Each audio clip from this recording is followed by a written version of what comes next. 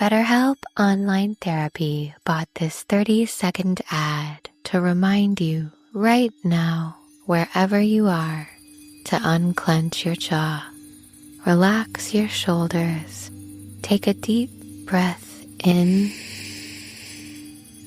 and out. Feels better, right? That's 15 seconds of self-care. Imagine what you could do with more. Visit betterhelp.com/randompodcast for 10% off your first month of therapy. No pressure, just help. But for now, just relax. Banking with Capital One helps you keep more money in your wallet with no fees or minimums on checking accounts and no overdraft fees. Just ask the Capital One bank guy. It's pretty much all he talks about, in a good way. He'd also tell you that this podcast is his favorite podcast, too. Ah, really? Thanks, Capital One bank guy. What's in your wallet? Terms apply. See CapitalOne.com/bank. Capital One N.A. member FDIC. Picture this. You're in the garage, hands covered in grease, just finished up tuning your engine with a part you found on eBay. And you realize, you know what? I could also use new brakes. So where do you go next? Back to eBay. And you've got eBay Guaranteed Fit. You order a part, and if it doesn't fit, send it back. Simple as that. So when you dive into your next car project, start with eBay. All the parts you need at prices you'll love. Guaranteed to fit every time. eBay. Things people love. What does the term digital workplace mean to you? In today's world of AI, robotics, and AR, it's much more than an office full of people on computers. It can be anywhere from a factory floor to the top of a crane to the cockpit of an F1 car. Wherever your digital workplace may be, TeamViewer's mission is to make work better. How? By securely connecting your people with the data, expertise, or insights they need in real time to make work more efficient. By automating and streamlining IT and OT support to fix problems before they happen, to make work more productive. And by bringing all the possibilities of a secure and flexible digital workplace to all your people everywhere to make work more innovative. So discover how TeamViewer can make work better, wherever it happens across your business. Learn more at teamviewer.com/workbetter. This is the Daily Tech News for Friday, June 6th, 2025. We tell you what you need to know, follow up on context, and by gosh, try to help each other understand. Today, why a court ordered OpenAI to reduce its privacy protections. Reduce? Reduces? See, why would a court do that? I don't know. We're going to tell you. I'm Tom Merritt. I'm Huyen right now. Let's start with what you need to know with the big story. So, let me set the table for you.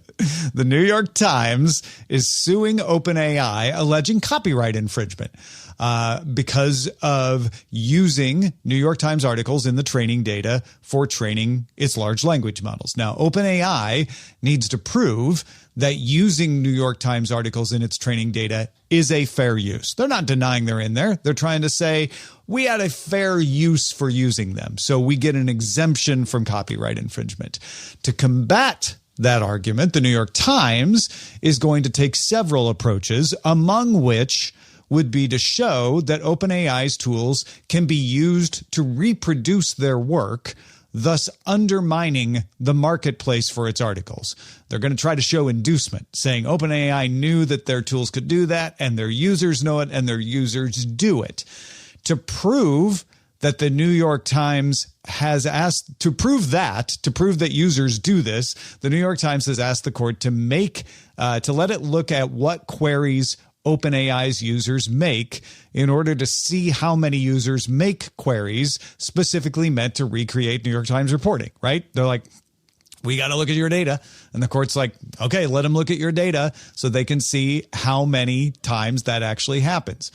Now, OpenAI says this is rare, but the New York Times wants to make sure. One issue is that OpenAI users can choose to delete their data so that it would not be in the data handed over to the court for review. You and I can do that. We can say, we don't want OpenAI to store this. Get rid of the data for any reason we want.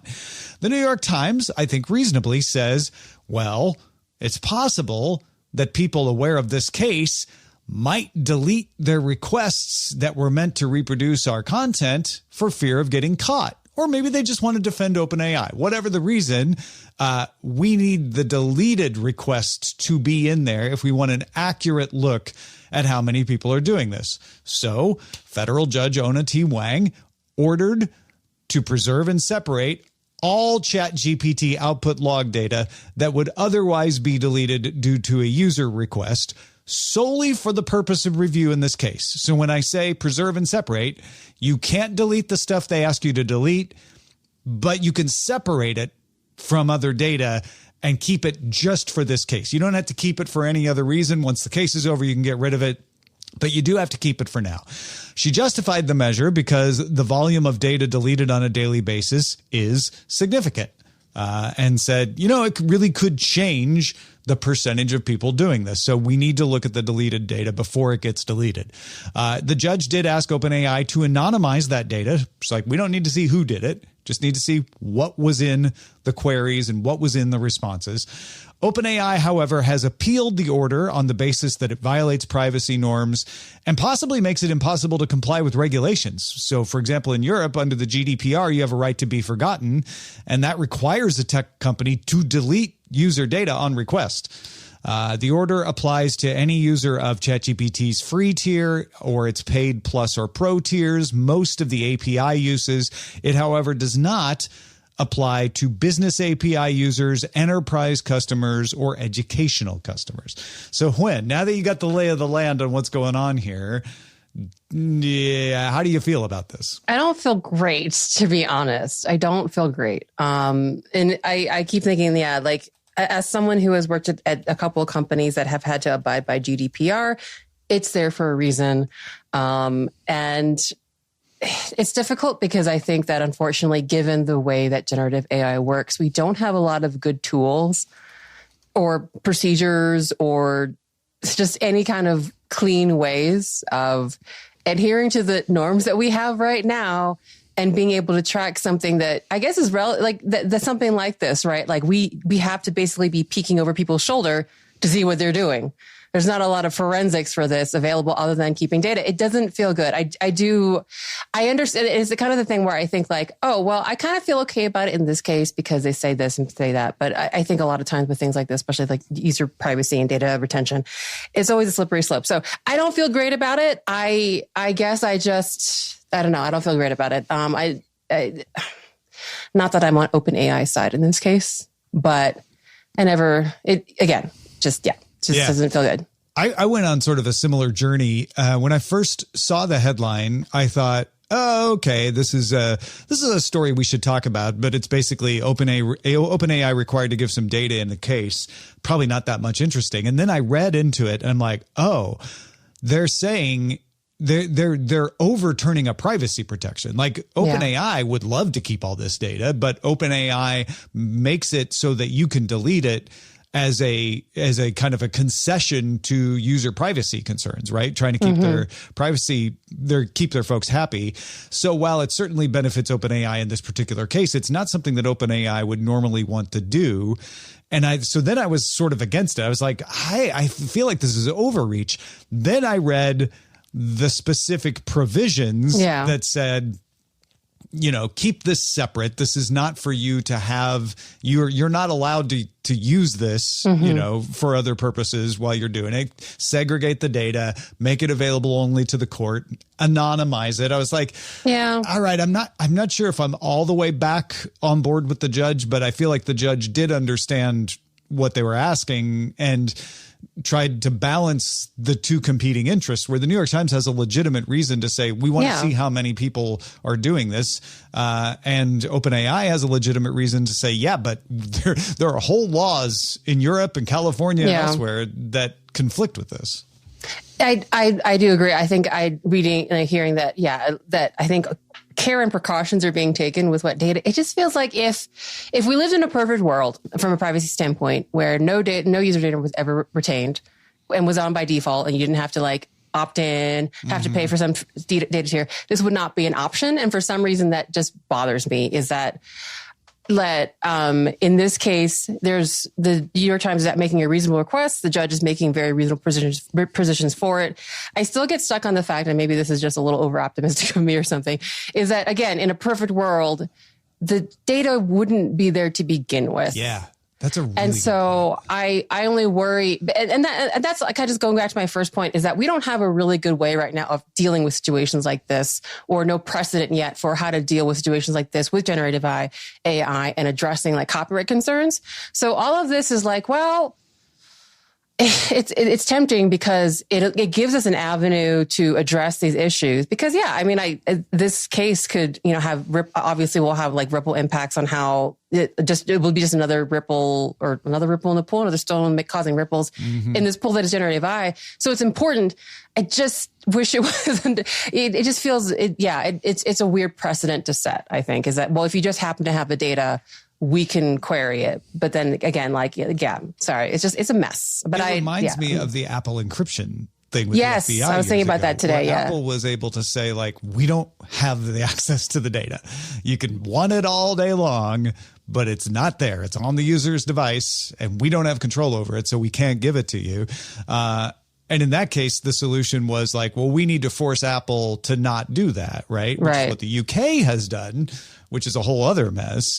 But this is a situation where, if there was a better system where we had control over our user data, including this kind of data, then you would be trying to subpoena it from people, which would make the case harder to determine, certainly. But I wouldn't feel weird about it like I do in this case. Yeah. Also the weird restrictions. And as you said, if GDPR didn't exist, companies would love to not have to worry about letting people be forgotten.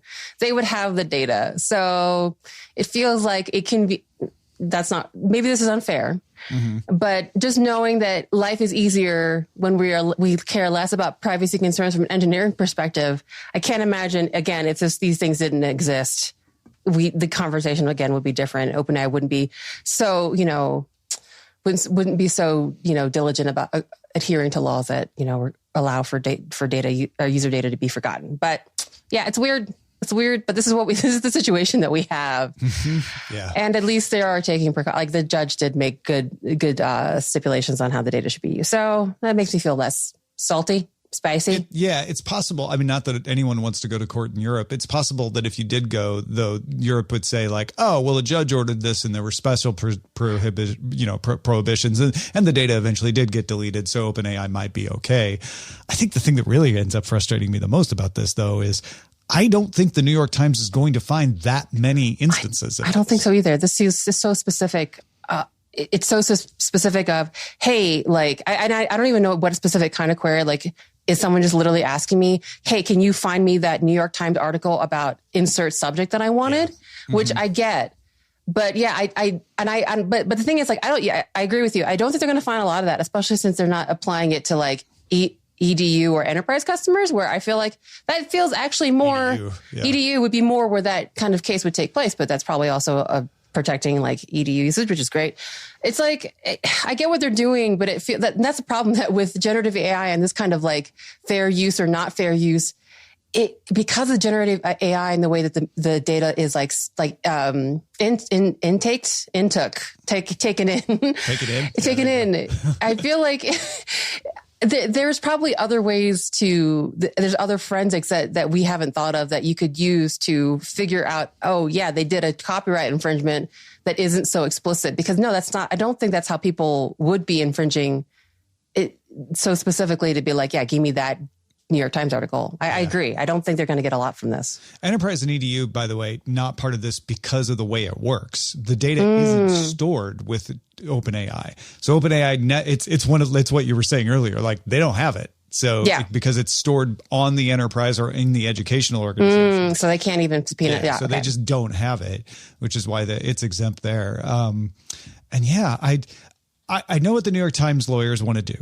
They want as many examples as possible so they can wave them around in court and say, look, they just need a couple that are egregious to try to, sway the judge. Like, look what you can do. Like, anybody could do this. And, and they're going to try to not have numbers, although the more numbers they have, the better. And even if the numbers aren't a big percentage, they can say, we found 1,000 instances, and it can sound big.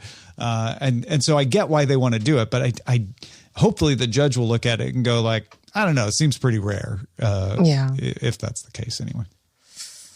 Agreed. And I guess we'll see how it shakes out and if they actually find anything. So, yeah. All right. Well, DTNS is made possible by you, the listener. We want to take the time to thank that Charlie dude, Justin Zellers, Carmine Bailey, and welcome a new patron, Trickster. Yay, Trickster. Although if it's not pronounced Trickster, let us know. There's no vowels. Please. So we're just, we're guessing. In business, they say you can have better, cheaper, or faster, but you only get to pick two. What if you could have all three? You can with Oracle Cloud Infrastructure. OCI is the blazing fast hyperscaler for your infrastructure, database, application development, and AI needs, where you can run any workload for less. Compared with other clouds, OCI costs up to 50% less for compute, 70% less for storage, and 80% less for networking. Try OCI for free at oracle.com/dailytech. Oracle.com/dailytech. Picture this. You're in the garage, hands covered in grease, just finished up tuning your engine with a part you found on eBay, and you realize, you know what? I could also use new brakes. So where do you go next? Back to eBay. You can find anything there. It's unreal. Wipers, headlights, even cold air intakes. It's all there. And you've got eBay Guaranteed Fit. You order a part, and if it doesn't fit, send it back. Simple as that. Look, DIY fixes can be major. Doesn't matter if it's just maintenance or a major mod. You got it, especially when things are guaranteed to fit. So when you dive into your next car project, start with eBay. All the parts you need at prices you'll love. Guaranteed to fit every time. eBay. Things people love. Ready to order? Yes. We're earning unlimited 3% cash back on dining and entertainment with the Capital One Saver Card. So let's just get one of everything. Everything? Fire everything. The Capital One Saver Card is at table 27 and they're earning unlimited 3% cash back. Yes, Chef! This is so nice. Had a feeling you'd want 3% cash back on dessert. Ooh, tiramisu. Earn unlimited 3% cash back on dining and entertainment with the Capital One Saver Card. Capital One, what's in your wallet? Terms apply. See CapitalOne.com for details. BetterHelp Online Therapy bought this 30-second ad to remind you right now, wherever you are, to unclench your jaw. Relax your shoulders. Take a deep breath in and out. Feels better, right? That's 15 seconds of self-care. Imagine what you could do with more. Visit BetterHelp.com/randompodcast for 10% off your first month of therapy. No pressure, just help. But for now, just relax. Did you know that foreign investors are quietly funding lawsuits in American courts through a practice called third-party litigation funding? Shadowy overseas funders are paying to sue American companies in our courts, and they don't pay a dime in U.S. taxes if there is an award or settlement.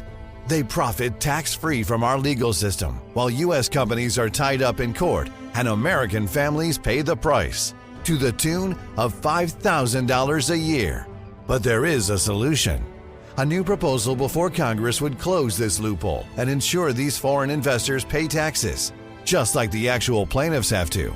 It's a common sense move that discourages frivolous and abusive lawsuits and redirects resources back into American jobs, innovation, and growth. Only President Trump and congressional Republicans can deliver this win for America and hold these foreign investors accountable. Contact your lawmakers today and demand they take a stand to end foreign-funded litigation abuse. There's more we need to know today. Let's get to the briefs. Alphabet's Wing is expanding its partnership with Walmart to offer drone deliveries in 5 new U.S. cities. Up until now, 15 stores in Northwest Arkansas and Dallas-Fort Worth offered the service.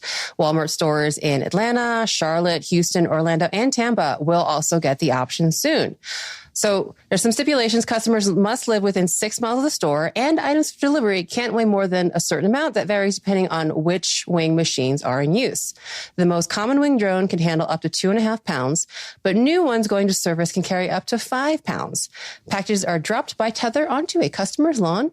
Wing also does deliveries for DoorDash in Dallas and North Carolina. Yeah, that kind of explains where they're doing this, because most customers need to have a lawn. Yeah, big lawn. Also, they're not doing this in Manhattan yet for that reason. Yeah. Also, DoorDash drone deliveries. I honestly haven't thought of that yet with my food. Hopefully, it would be like gently late on my doorstep. There's got to be some food they can't deliver at 2.5 pounds. Like a soup or soup dumplings. I just can't think of anything with liquids. Oh, deep dish pizza. Sloshy. Burrito. Certain large burritos might be more. Pack it really tight. Like, what is it called? What do you do with babies? Swaddling it. You just swaddle the burrito and it'll be fine. But yeah, I feel like we are on the cusp of this getting at least as common as autonomous cars, if not more common here. So, and Walmart doing it, by the way. Everyone always thinks of Amazon, even though Amazon is still in the testing phase. Like, it hasn't really rolled out this. Walmart actually doing it. So good. It just makes so much sense. I just think because Walmart being like more of a commodity store. I mean, not that Amazon isn't, but commodity store, lots of resources. And as you said, places where people would have lawns. Yeah. I like it. I did have very much have like a Monty Python, the Holy Grail, and wondering whether drones could grip things by the husk. Because I was thinking of unladen swallows. I don't know. Yes, there's a joke there. And unladen wings. African and European. African and European. Austinian. Is that what Austinites call themselves? What Austinians? An unladen Austinian wing. An Austinite. Oh. Yeah. I lived there in the 90s. I think we said Austinite. Austinite? Okay. So it would be Austinian. I'll be there at the end of June. So at the end of this month, I'll ask. Okay. Let us know. Themselves these days. I just know Keep Austin Weird is still a thing. Absolutely. Tokyo's iSpace's lunar lander Resilience sadly was not resilient, and it crashed while attempting to land on Friday. It was called Resilience because this is the second attempt for iSpace. The first one also crashed. A preliminary analysis identified the laser for measuring altitude may have failed. They're still looking at everything to see if that was the cause. Resilience had flown on the same SpaceX rocket with Firefly Aerospace's Blue Ghost, which had become the first private entity to successfully land an object on the moon in March. Another private entity tried to land something between then and now and also failed. The next attempt for iSpace is a larger lunar lander. Maybe that'll make it easier. That one is launching in 2027. It's still, maybe in 2025, I've just been so in your warped perception from social media, but it also just makes me feel sad that their next chance is in 2 years. I know this, maybe that's like a reasonable time, especially for aerospace. Like us mere mortals have maybe like a specific like view on time, and aerospace works a little bit differently, but that makes me incredibly sad that it's so ironically named. That's just sad. But also that, like aerospace takes time. It does. Getting to the moon is complicated still. So, I think what struck me about this story is we have this many attempts, even if they're not all working, and eventually they'll work, and then the moon's going to have a traffic problem. All these lunar landers. Google said version 139 of Chrome is now 10% faster than it was in August 2024, according to Speedometer 3.0 browser benchmarks. Chrome 139 is available in the dev channel. The improvements include better cache management, refined data structures, and some memory optimization. Yeah, and they didn't talk about any other browsers, which made me suspicious, but most of the places I looked, the benchmarks were equal or better than other browsers out there. So I'm surprised they're not touting that more as well. Apple's Worldwide Developers Conference kicks off Monday. There's no shortage of information about what to expect. In fact, Nika Monfort is going to be on the DTNS live stream, which is on Friday afternoon. So if it's after Friday afternoon, you can go find it on demand, talking about what to expect. And of course, Monday we'll find out when they actually do the Developers Conference. One thing most of the previews agree on is that you won't hear a lot about Apple Intelligence this time, and that Apple is falling behind in the race to capture the AI market. However, lots longtime Apple analyst Gene Munster believes Apple has 2 years before it even needs to start worrying. He makes the argument that Apple users have an average of 1.7 devices and use 1.5 Apple services. So it's not easy for an Apple user to leave the ecosystem because they're kind of, worked into it that way. They need a compelling reason if they're going to give all that up. And so far, none of the AI capabilities released by competitors are perceived as must-haves yet. OpenAI's hardware won't launch until next year, and even then it'll be first generation, so people will be a little skittish. And I think that's why Munster says, that would be the first time you could expect something to really challenge Apple and have people go like, oh, I have to have that. So they got some time. I honestly, I think I'm with Gene Munster on this. I think it makes sense, especially given all the churn and we're still not in a stable place, even in terms of functionality, or even how I strongly feel how people feel about the new generation of AI assistants. And I think Apple is doing what they do best. They waited for example, with foldables, they waited until people figured out what they wanted. They waited until, to see what people liked, what they didn't like. And now they're releasing something that might not have a crease, which just sounds very compelling, even to someone like me who's feels like not old hat. I like foldables, but I'm a little bit skeptical about, what else could be done. But I think it makes so much sense, for them not to get in the fray, but just to kind of stand back, see what, was it Thunderdome? No, I can't think of the reference, but it just makes a lot of sense. And I don't think, and I think if they can release something really impactful, a lot of whatever bad press they're getting, it, will fade. I think. And not that we have long memories in tech, but it just feels like this is a good move on their part. No, if Apple were to release the compelling thing in themselves, then all of this goes away, right? Yeah. Because everybody wants that, and then no one cares that they took a while to get there. I think the concerns come when you have those inside stories of they are arguing about what to do, or they got caught flat-footed and they weren't prepared. They're not delaying for a good reason. They're delaying because they didn't expect it. I think that makes people uneasy. But I'm with you. I think Gene Munster's right. They could still catch up. It's not impossible. For goodness sake, they're Apple. So I wouldn't call them dead yet on this sort of thing. I'm also not convinced that LLMs don't end up being like search engines where you just have independent providers for this sort of thing. Yeah, that's definitely an option. Well, The Verge reports on a new tool from the nonprofit A New Social called Bounce, which lets you move an account from Blue Sky and its AT protocol to an activity pub-based service like Mastodon. The key feature, you do not lose your followers or the ability to post on Blue Sky when you do it. The new tool is built on New Social's BridgeEved, which lets you make Blue posts visible on Mastodon and vice versa. Bounce goes a step further, though, and actually uses both protocols' move functionality to shift your personal data server without disrupting anything else. In fact, your Blue Sky followers might not even realize you moved. And any follower who also bridges their account will automatically follow you on Mastodon as well. They're working on ways to let you see interactions from Blue Sky, as well as let you move the other way from Mastodon to Blue Sky. I have definitely found more people referring to Blue Sky lately. For a while, even though everybody was like, I'm done with Twitter, I was still seeing most stuff referred to on X, but more and more I'm seeing news articles refer to somebody posting on Blue Sky. Mm-hmm. And I love the idea that we could create a bridge between the two protocols so that you could just be on whichever one you want, but not lose anything. You also have threads interoperating with Mastodon in a similar way. There is a version of the world where you just have the micro blogging universe and everybody posts there.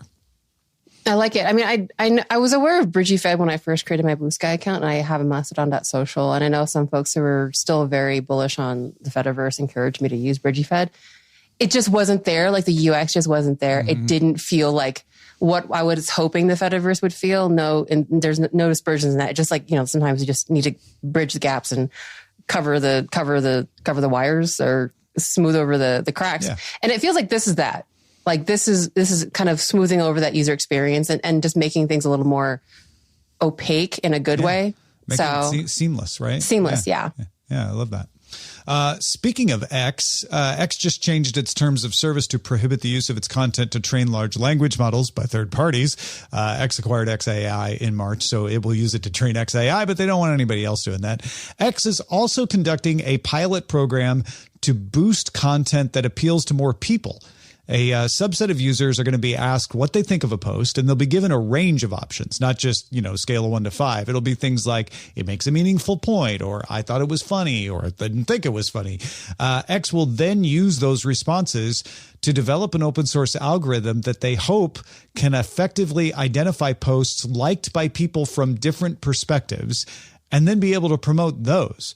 So not the ones that isolate perspectives, but ones that are like, oh, everybody seems to have an interest in that. The goal is to, in their words, uncover ideas, insights, and opinions that bridge perspectives. Well, India has approved a satellite internet provider, Starlink, to offer services in India. Starlink now needs to apply for spectrum in which to operate a 3 to 6 month trial, after which it can begin offering commercial services in India. That's a big deal. That's a big market. A huge market. So Starlink continuing to kind of run away with their lead in satellite internet.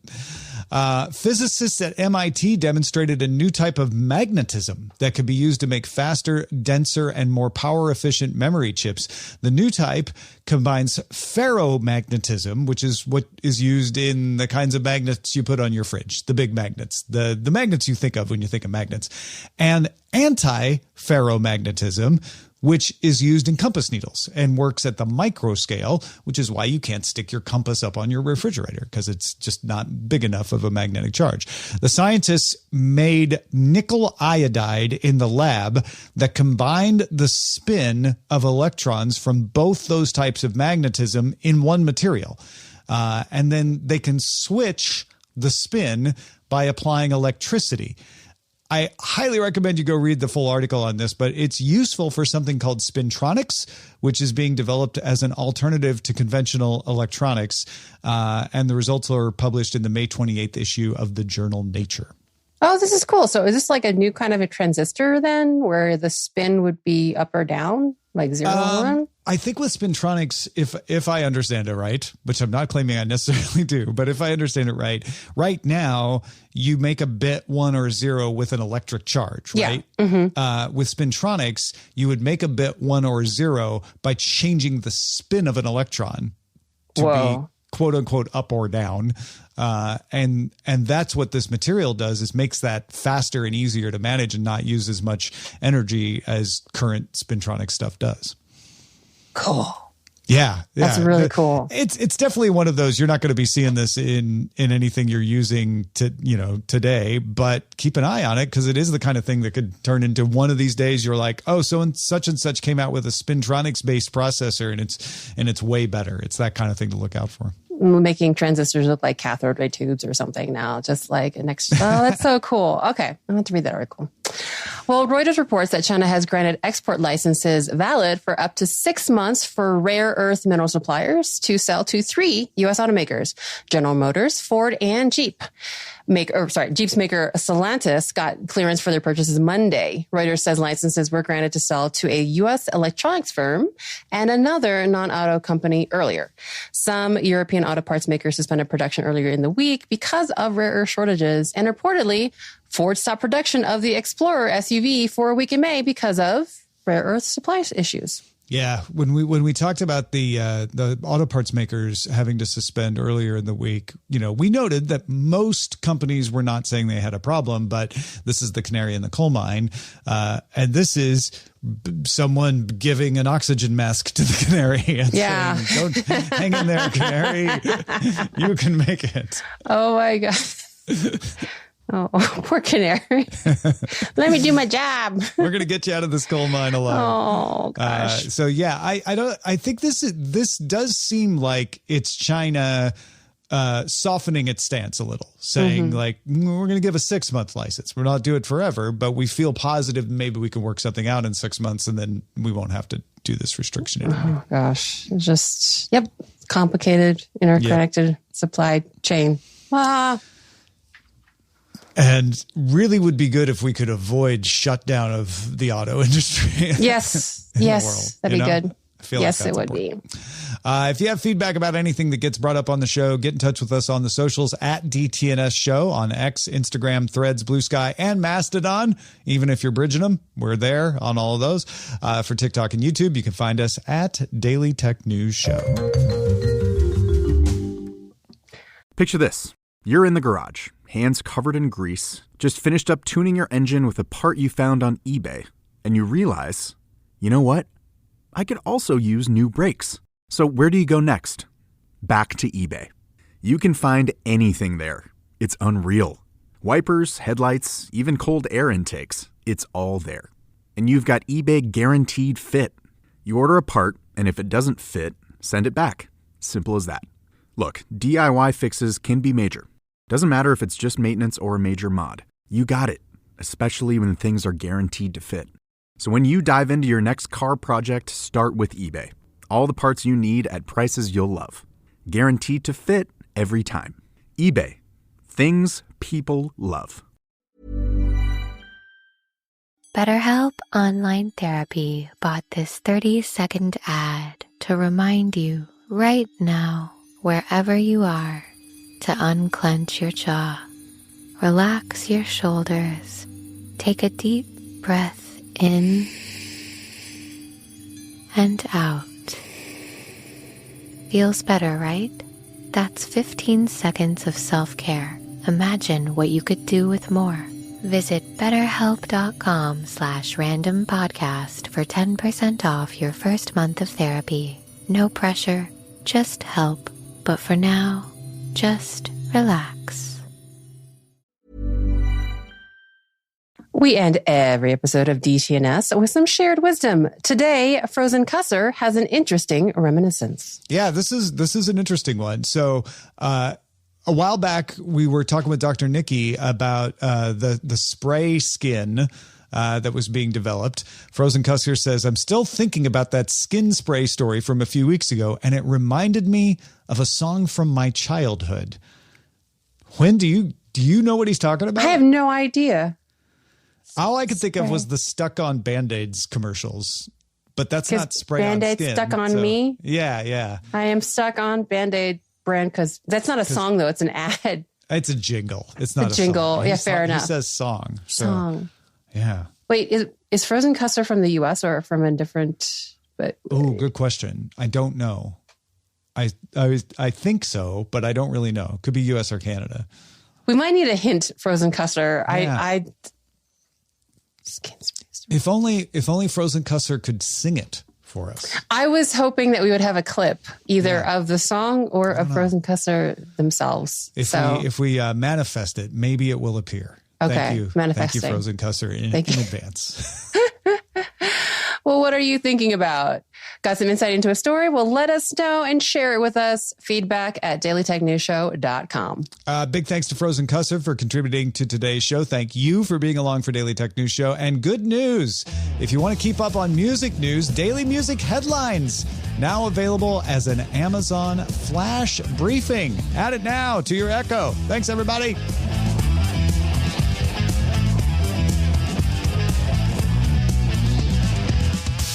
This week's episodes of Daily Tech News Show were created by the following people. Host, producer, and writer Tom Merritt. Host and writer Jason Howell. Co-host Rob Dunwood. Co-host Jen Cutter. Co-host Wen Tway Dow. Producer Anthony Lemos. Producer Roger Chang. Editor Hammond Chamberlain. Editor Victor Bognot. Science correspondent Dr. Nikki Ackermans. Social media producer and moderator Zoe Detterding. Our mods, Beatmaster, W. Scottus 1, BioCow, Captain Kipper, Steve Guadarrama, Paul Reese, Matthew J. Stevens, a.k.a. Gadget Virtuoso, and J.D. Galloway. Mod and video hosting by Dan Christensen. Music provided by Martin Bell and Dan Luters. Art by Len Peralta. Acast ad support from Tatiana Matias. Patreon support from Tom McNeil. Special thanks to our guest this week, Andy Beach. And thanks to all our patrons who make the show possible. This show is part of the Frog Pants Network. Get more at frogpants.com. Diamond Club hopes you have enjoyed this program. DTNS, ever since your story a few weeks ago about regrafting skin and growing skin, I've had a song from my childhood stuck in my head, so I decided to share it with you. Skin, skin, I'm so glad that I've got skin. Although it wears and sometimes tears, there's no better way to keep my insides in. It covers my nose and it wraps around my toes, and when I eat too much it strangely grows. Deep down inside it I put lemon meringue, and on the outside I hang my clothes. Ready to order. Yes. We're earning unlimited 3% cash back on dining and entertainment with the Capital One Saver Card, so let's just get one of everything. Everything? Fire everything! The Capital One Saver Card is at table 27, and they're earning unlimited 3% cash back. Yes, Chef! This is so nice. Had a feeling you'd want 3% cash back on dessert. Ooh, tiramisu! Earn unlimited 3% cash back on dining and entertainment with the Capital One Saver Card. Capital One, what's in your wallet? Terms apply. See CapitalOne.com for details. Ever wonder what your lashes are destined for? The cards have spoken. Maybelline New York Mascara does it all. Whether you crave fully fan lashes with Lash Sensational, big, bold volume from the Colossal, a dramatic lift with Falsies Lash Lift, or natural-looking volume from Great Lash, your perfect lash future awaits. Manifest your best mascara today. Shop Maybelline New York and discover your lash destiny. Shop now at Walmart.